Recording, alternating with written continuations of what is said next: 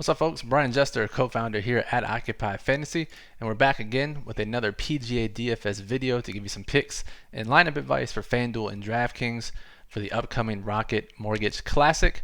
In this video, we're going to take our tools at OccupyFantasy.com, namely our daily plug and our Occupy model, to give you some strategies to use for this upcoming slate.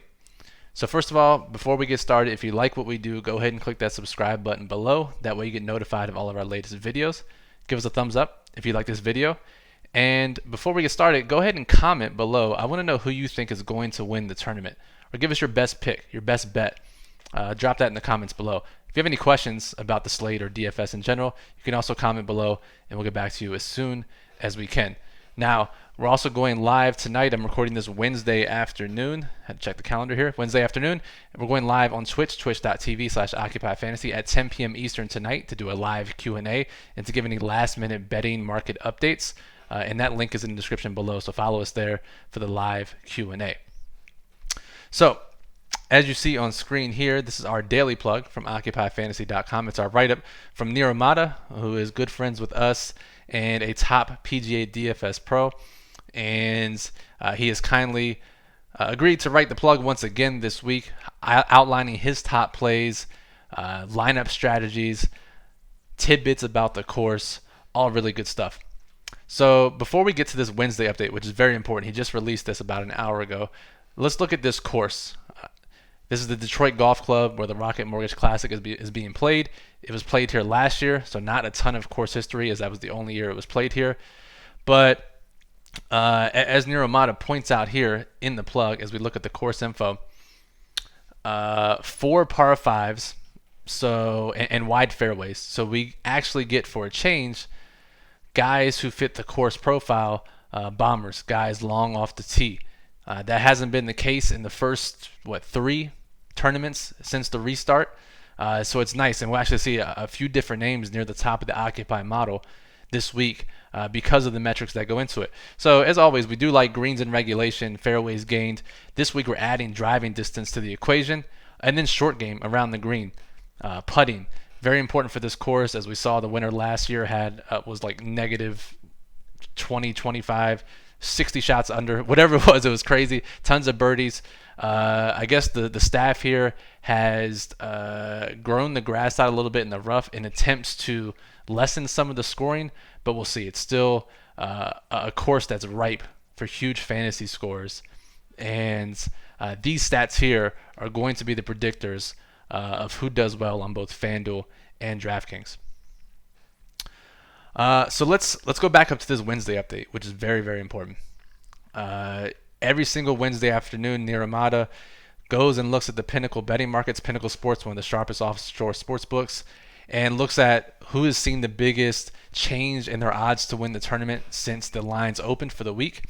And he outlines that here Wednesday afternoon. And then again, Wednesday night, he looks at the second round of hits. Both of these have been pretty predictive as far as predicting not only the winner, but other guys who make the cut and finish highly. Dustin Johnson was in this group last week. He went on to win the tournament.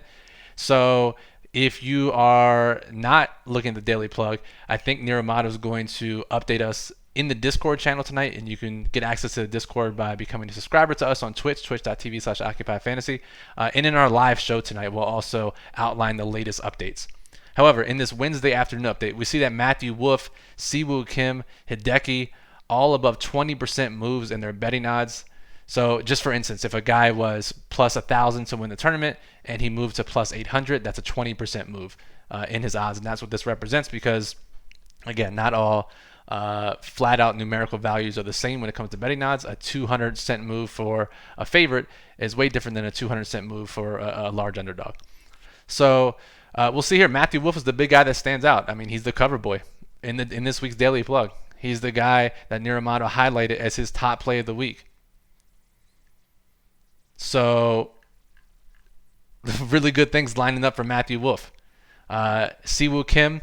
Let's see where these guys rank in the model. So we got Wolff, Kim, Hideki, Kevin Na, Scheffler, JT, Bryson, Hovland, of course, who's been getting sharp action since the tournaments have restarted, and then Sungjae. So let's bring up the Occupy model here, and this is, again, free on OccupyFantasy.com until a major North American team sport returns. Ranks every golfer on the slate, both FanDuel and DraftKings. And we see Bryson and M near the top. There's two favorites in that group of bettors. Let's go back here. Yeah, we got Bryson and M. Matthew Wolff, we can use the search feature here to see where Matthew Wolff ranks. 23.6, so pretty low. But again, we have to look at, this is just one data point. Based on the metrics alone, Matthew Wolff rates the middle of the pack, lower third. But according to the betting markets, according to an insider with golf knowledge and golf expertise, Matthew Wolff is a great play this week. Ideally, we want all three to line up, like Bryson. Like, who else is someone that is lined up on all three? Let's go to Niromada's picks. So right here, JT, 10% move in the betting markets. He was written up by Niromada, and he ranks top 7 in the model. So he's a guy that completes the trifecta of guys rated highly by our PGA expert, rated highly by the betting markets, rated highly by our analytical model. So he's a guy you probably want to get into your lineups, and it's pretty nice to see only 9% projected ownership for JT. All right, the biggest issue that we'll have this week that I think you need to think about for your high-risk contest. Low-risk contest, you put him in, you'll figure out the rest. But it's Bryson. Now, he's plus 600 to win in a field of 157 golfers, which is pretty insane to think about. But this guy's finished top 8 in, his last 6 or 8 tournaments. A lot of metrics point to him being unlucky as to those finishes, which is nuts. He's admitted he hasn't even played his best golf yet.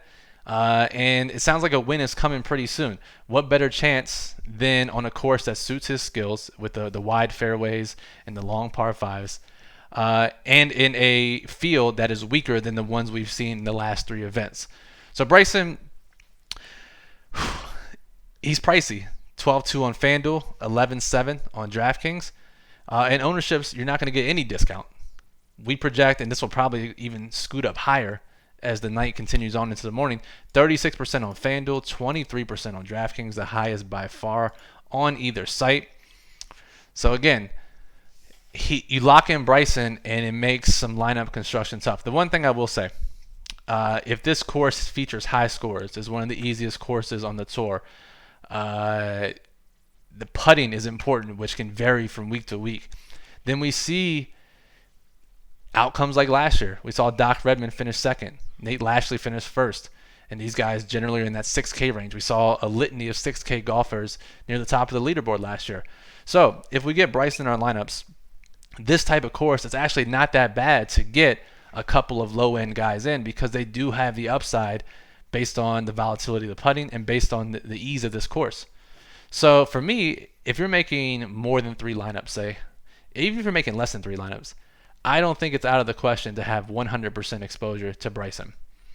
That seems crazy for golf, because all it takes is a couple bad holes, your guy misses the cut, and it's a wrap for the weekend. 100% of your lineups down the drain. That is certainly not how you get any 6 out of 6 through the cut. But again, for a guy playing this well, he's got the attention of all sharp bettors. If you read anything in the industry, read any profiles about how he's been playing, look at the freaking metrics. The guy has been a stud since returning over the last year, and everything seems to be lining up for him. So again, while it limits you a bit, I think there are some courses where this doesn't make sense. The really tough courses, you don't want to get 2 6K golfers into your lineup in a high-risk contest or any contest on DraftKings. Same on FanDuel with the low 7K guys. But on a course that's this easy, we could very easily see multiple 6K golfers in the top 20. And that's what you'll need, in addition to a Bryson top 5 finish, to make your high-risk lineup worth it. I don't think it's out of the question. That's where I'm leaning. I haven't built my lineups yet, but I'm leaning going probably 100% Bryson on both sites. If you choose, it's not the same, but it's relatively the same as a high-owned running back in NFL DFS. Not in the sense from the safety standpoint, because it's golf, there's wide ranges of outcomes, but in the sense that they're very high-owned and you have to make a stand one way or the other. You can either go 0% and have a more balanced approach to your lineups, which may be the better approach. You can go 100% and get full benefits from when he wins the tournament or gets top 3. The less likely, the less preferable, the least preferable approach is to go even. Maybe 1/3 of your lineups have Bryson.